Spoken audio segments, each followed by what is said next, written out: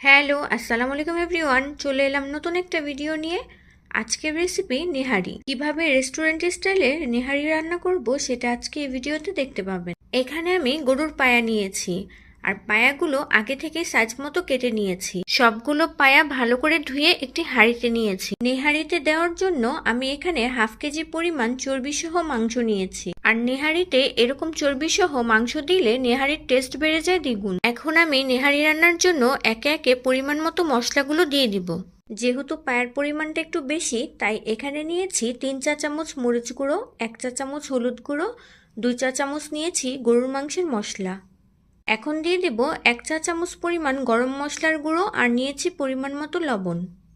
এখানে নিয়েছি দারুচিনি, এলাচ, তেজপাতা এবং নিয়েছি আস্ত গোলমরিচ।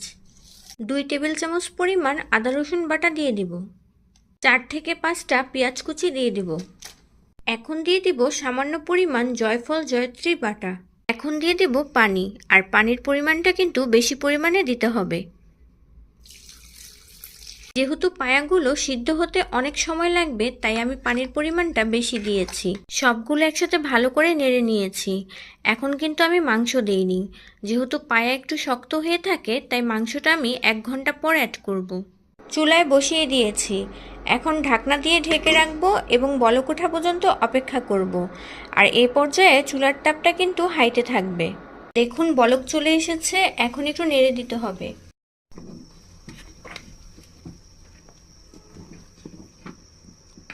চুলার তাপটা এখন মিডিয়াম টু লোতে রেখেছি। এখন 1 ঘন্টার জন্য ঢাকনা দিয়ে ঢেকে রাখবো। ফিরে এলাম 1 ঘন্টা পর। এখন ঢাকনা খুলে দেখে নিব। এখন দিয়ে দিব মাংসগুলো। এই মাংসগুলো আমি আগে থেকে কেটে ভালো করে ধুয়ে নিয়েছি। এখন সবগুলো একসাথে ভালো করে নেড়ে নিতে হবে। সবগুলো একসাথে ভালো করে নেড়ে নিয়েছি। এখন আবারও 1 ঘন্টার জন্য ঢাকনা দিয়ে ঢেকে রাখবো। আর চুলার তাপটা কিন্তু আমি মিডিয়াম টু লোতে রেখেই রান্না করে নিচ্ছি। ফিরে এলাম 1 ঘন্টা পর। এখন ঢাকনা খুলে দেখে নিব।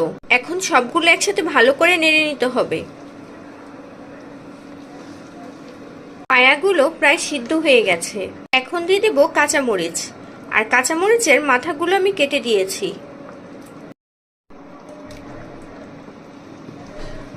এখন 10 মিনিটের জন্য ঢাকনা দিয়ে ঢেকে রাখবো। 10 মিনিট পর ঢাকনা খুলে দেখে নিব। দেখুন পায়াগুলো ভালোভাবে সিদ্ধ হয়ে গেছে। এখন দিয়ে দিব 2 চা চামচ পরিমাণ জিরা গুঁড়ো।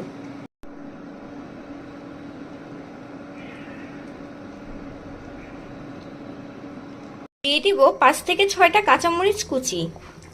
সবশেষে দিয়ে দিব ধনেপাতা কুচি। নেহারিটা কিন্তু এখন পুরোপুরি রান্না হয়ে গেছে। এখন নামিয়ে বাগার দিয়ে নিব। চুলায় একটি ফ্রাই প্যান বসিয়ে দিয়েছি। এখন দিয়ে দিব পরিমাণ মতো তেল। তেল গরম হয়ে গেছে। এখন দিয়ে দিব পরিমাণ মতো পেঁয়াজ কুচি। পেঁয়াজগুলো হালকা করে ভেজে নিব। এ পর্যায়ে দিয়ে দিব 2 থেকে 3টা শুকনা মরিচ। এখন পেঁয়াজগুলো হালকা করে ভেজে নিয়েছি। এখন নেহারিতে দিয়ে দিব।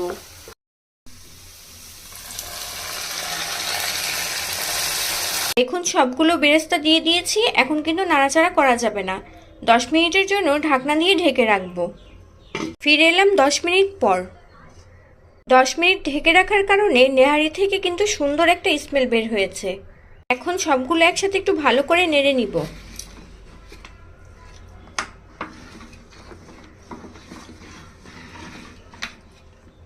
নেহারিটা খাওয়ার জন্য কিন্তু এখন একদম রেডি হয়ে গেছে।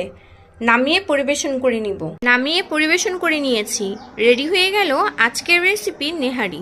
আমার ভিডিওটা যদি আপনাদের কাছে ভালো লেগে থাকে, বাসায় এভাবে একবার হলেও ট্রাই করবেন। আমার ভিডিওতে একটা লাইক এবং শেয়ার করে দিবেন।